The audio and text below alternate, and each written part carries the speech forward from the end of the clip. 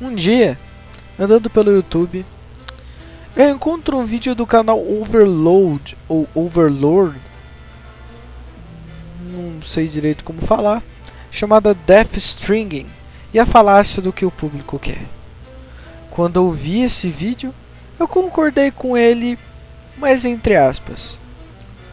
Pois quando eu falo indústria de games, eu conto até mesmo os indies, que torna assim possível outra visão sobre a indústria gamer de hoje em dia. O que eu vejo nos games hoje em dia, na minha visão, é na verdade uma regra, que é uma teoria simples sobre uma regra que eu encontro hoje em dia. Todo game é uma mistura, às vezes simples, às vezes complicada. Normalmente essa mistura é de uma rotina com uma exceção. Assassin's Creed e Prince of Persia são isso. Eles misturam algo rotineiro e comum com algo mais diferente, que quebra essa rotina.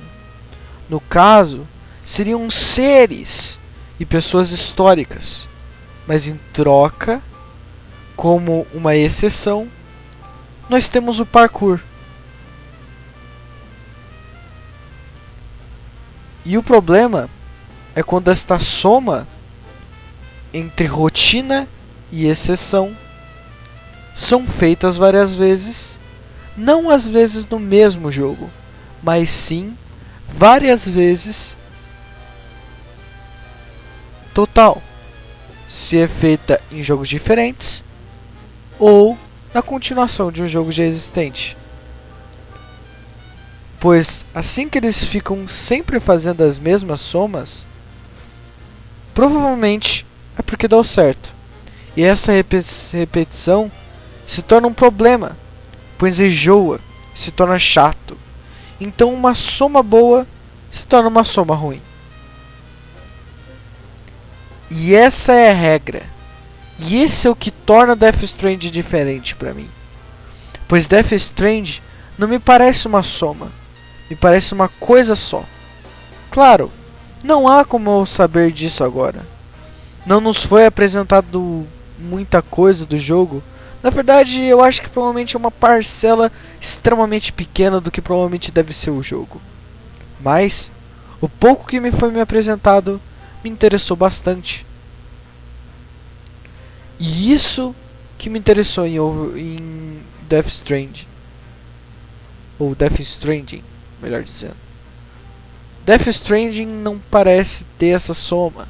Death Stranding na verdade me parece apenas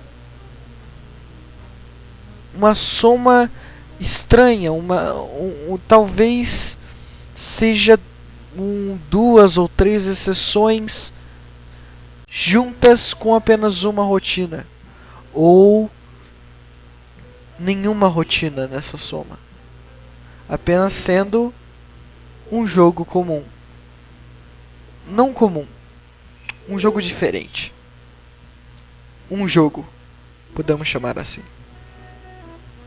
Mas é claro, quando eu vou falar sobre essa regra, eu chamo essa regra, né? Provavelmente eu vou receber muitas pessoas querendo argumentar contra essa regra, contra essa, na verdade, minha teoria sobre uma regra. Vamos usar mais exemplos além de Assassin's Creed. Vamos chamar então jogos como God of War.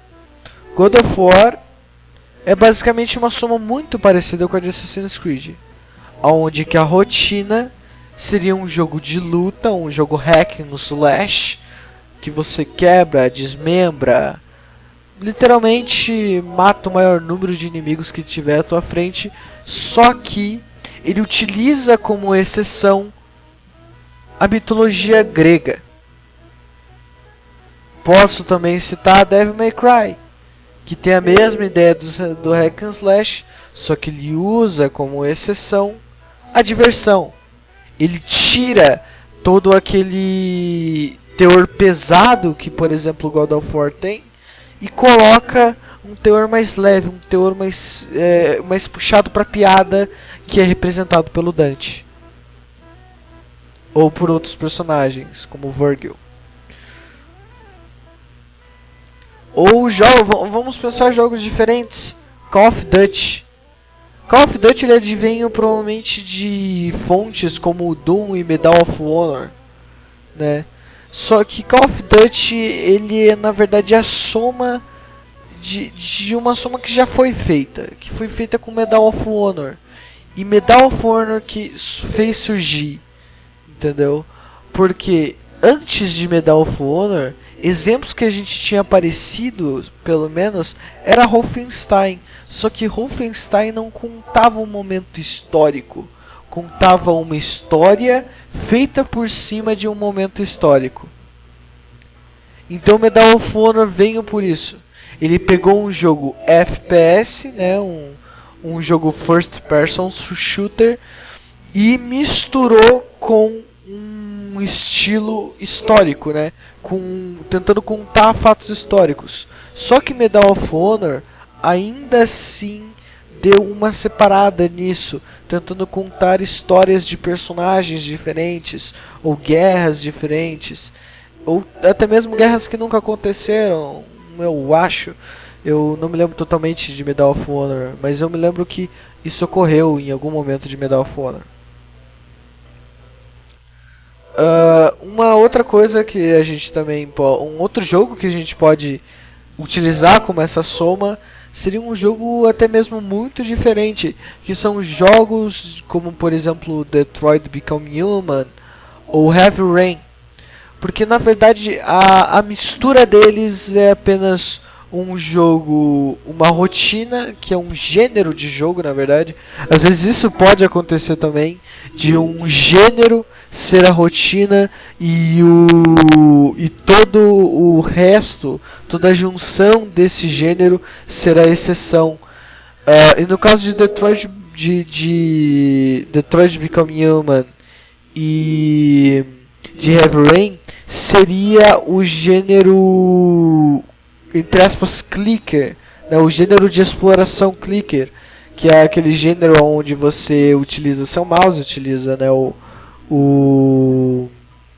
mouse, essas coisas, para poder mexer no personagem. Você pode escolher falas e tudo mais.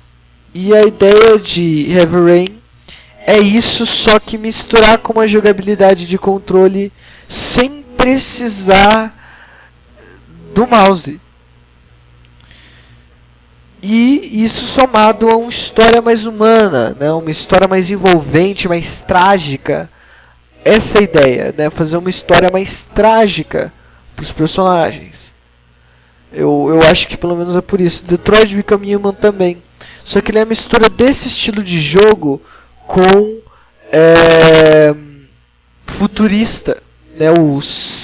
Ficção científica, sci-fi. E a exceção disso seria a mesma soma feita no Heavy Rain. Uma história um pouco mais madura, uma história mais humanizada. Um exemplo agora também, pretendendo ser ainda mais diferente, seria Mario. O Mario e Sonic. No caso, a ideia de Mario foi que Mario realmente sempre fez a mesma soma.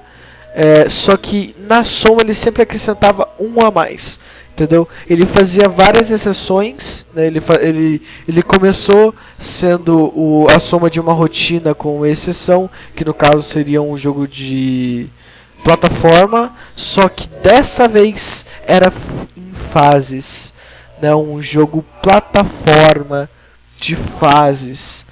Essa foi a coisa que transformou aí Mario na coisa que ele é hoje.